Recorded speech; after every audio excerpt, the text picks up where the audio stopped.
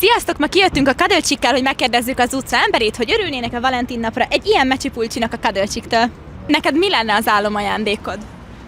Milyen témába? Karácsonyra vagy ruhában? Egyébként Valentin nap az aktuális téma, de bármi lehet. Hú, én imádok utazni, úgyhogy szerintem mindenképpen egy utazás, pláne valamilyen kis Bali vagy Tájföld, de nem, amúgy igazából bárminek örülök.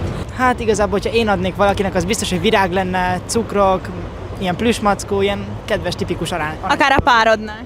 Hát, hogyha lenne. És szereted a Disney meséket?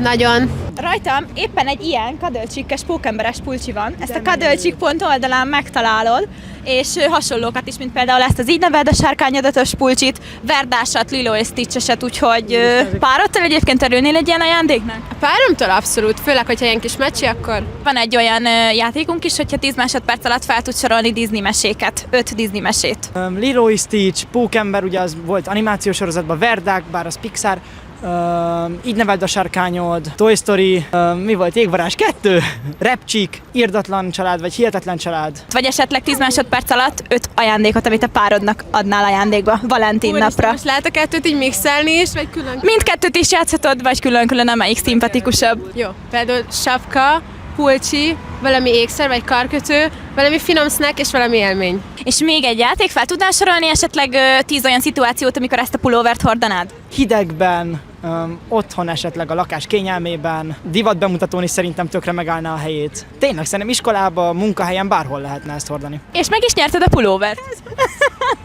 Köszi, hogy válaszoltál. Szia! Srácok, lányok, tényleg nagyon közeledik a Valentin nap, úgyhogy ha nem akartok lemaradni, akkor mindenképpen rendeljetek a kadölcsik.com-ról.